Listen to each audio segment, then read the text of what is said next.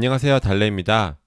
이번 영상에서는 배경을 스타일할 때 잘 정리해두면 두고두고 요긴하게 쓸 수 있는 CSS 속성에 대해서 알아보겠습니다. 배경 관련 CSS 속성 중에서 가장 많이 사용되는 것은 아마도 배경색을 지정할 때 사용하는 background color일 것입니다.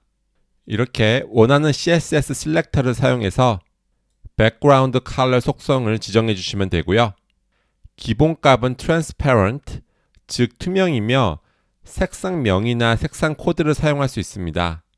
일반적으로 배경색은 웹 접근성을 준수하기 위해서 글자색과의 명암비를 고려해서 결정해야 되는데요. 시력이 안 좋으신 분들도 텍스트를 인식하는 데 어려움이 없도록 하기 위함입니다. 또한 배경 이미지를 사용하더라도 클라이언트에서 이미지를 로딩할 수 없는 상황을 대비하여 가급적 배경색도 지정해 주는 것이 권장됩니다. 두 번째로 살펴볼 속성은 배경 이미지를 지정할 때 사용하는 background 이미지인데요. 이와 같은 형태로 background 이미지를 설정할 수 있고요. 기본값은 none, 즉 없음이며 이미지의 위치를 상대 경로 또는 절대 경로를 통해서 나타낼 수 있습니다. 속성값을 명시할 때는 이 URL 함수를 사용하며 경로에 공백이 나올 것을 대비하여 이렇게 쌍따옴표로 묶어주는 것이 안전합니다. Background Repeat 속성은 배경 이미지가 주어진 영역에 꽉 차지 않는 경우 이미지를 어떻게 반복할 건지를 결정합니다. 이 속성에 대해서는 코드편에서 예제를 통해서 설명을 드릴게요. 여기 보면 HTML로 제가 4개의 div 요소를 만들었고요. 여기 공통적으로 div 요소에 너비를 300픽셀로 주고 높이를 200픽셀로 주고 배경 색은 핑크색으로 주고요. 배경 이미지를 이렇게 가로 100, 세로 50짜리 이미지로 설정을 하였습니다. 그래서 여기 오른쪽 웹페이지를 보시면 이렇게 4개의 div 요소가 보이는데요. Background Repeat 속성의 기본값은 repeat입니다. 그래서 가로와 세로 모든 방향으로 반복을 해줍니다. 제가 첫 번째 요소에 background repeat 속성을 이렇게 repeat로 설정을 해줘도 오른쪽에 보면 이 첫 번째 요소에 아무 변화가 일어나지 않는데요. 이 repeat가 기본값이기 때문입니다. 두 번째 div 요소에는 제가 background repeat 속성을 이렇게 repeat x로 줘볼게요.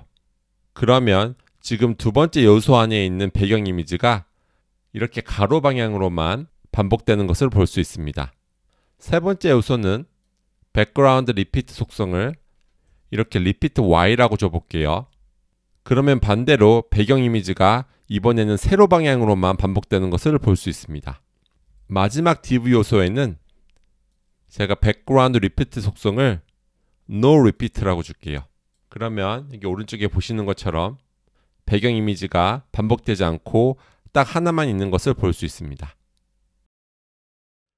Background Position 속성은 배경 이미지가 주어진 영역에서 어디에 위치할지를 결정합니다. 그래서 이 속성은 이렇게 Background Repeat 속성을 No Repeat로 설정해 놓고 사용하는 게 일반적인데요.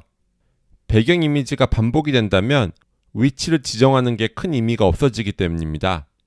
기본값은 배경 이미지를 좌측 상단에 위치시켜주는 0% 0%입니다. 그래서 제가 이 스타일을 이 첫 번째 div 요소에 적용해 보면요.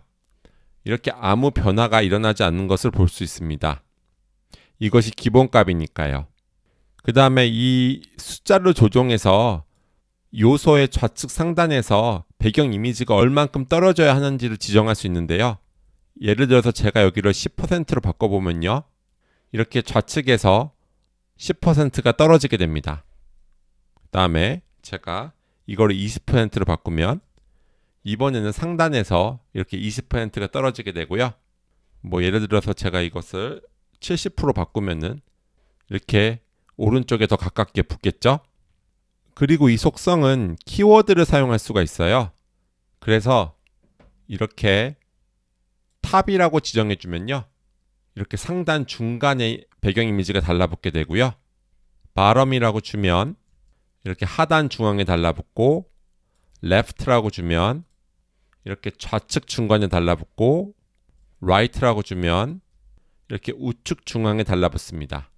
그리고 상당히 많이 쓰이는 이 센터로 주면요. 이미지가 이렇게 중앙에 위치하게 됩니다. 백그라운드 사이즈 속성은 배경 이미지의 크기를 결정합니다. 기본 값은 이렇게 오토인데요.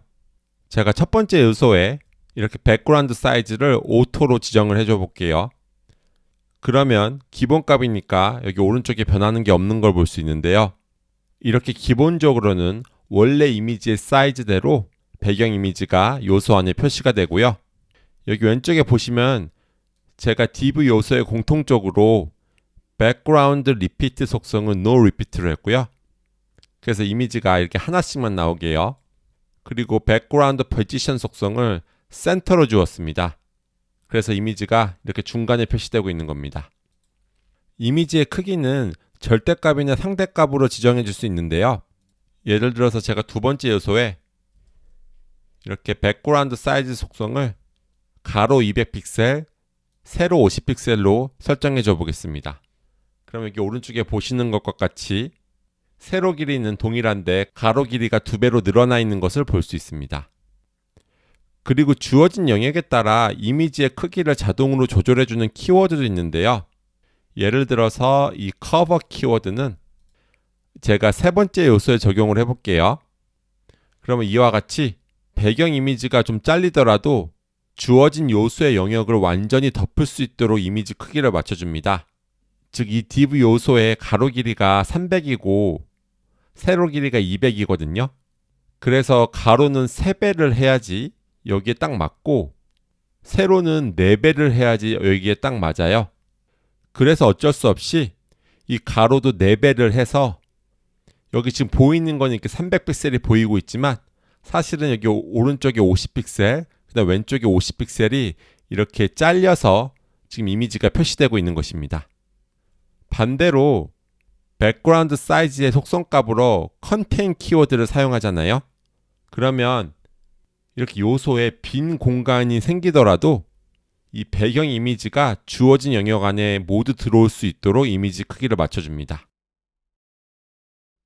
백그라운드 어태치먼트 속성은 스크롤 시 배경 이미지가 주어진 영역과 함께 따라갈지 그대로 있을지를 결정합니다. 이렇게 백그라운드 어태치먼트의 값을 스크롤 키워드로 설정하면 여기 오른쪽에 웹페이지를 보시면 배경 이미지가 이렇게 주어진 영역과 함께 스크롤이 됩니다. 제가 내리고 있고요. 스크롤을 올리고 있습니다. 하지만 이렇게 백그라운드 어태치먼트를 픽스트로 설정을 하면요. 즉 두 번째 요소를 보세요. 제가 이렇게 스크롤을 내려도 배경 이미지는 제자리에 그대로 있는 것을 볼 수 있습니다. 마지막으로 살펴볼 속성은 지금까지 살펴본 모든 속성을 아우를 수 있는 백그라운드 단축 속성입니다. 이렇게 백그라운드 속성에 색상명이나 색상 코드를 넘기면 마치 백그라운드 컬러 속성을 설정한 것처럼 작동을 하고요. 이렇게 백그라운드에 이미지 경로와 백그라운드 리피트 속성의 값을 같이 사용할 수도 있습니다. 뿐만 아니라 이렇게 더 복잡한 형태로 조합을 할 수도 있는데요. 지금 첫 번째 값은 백그라운드 리피트의 속성 값이고요. 두 번째 값은 백그라운드 포지션의 속성 값이고요. 세 번째 값은 백그라운드 이미지의 속성 값입니다. 하지만 보시다시피 너무 남용하게 되면 스타일을 이해하기 어려울 수도 있거든요. 그래서 협업 프로젝트에서는 동료 개발자들을 위해서라도 너무 무분별하게 백그라운드 속성을 사용하시면 안 되겠습니다.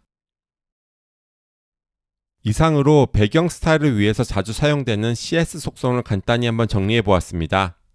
다른 속성도 있지만 이 정도만 잘 조합해서 활용하시면 웬만한 배경을 제어하시는 데는 큰 문제가 없으실 거예요. 그럼 이번 영상은 여기서 마치도록 할게요. 감사합니다.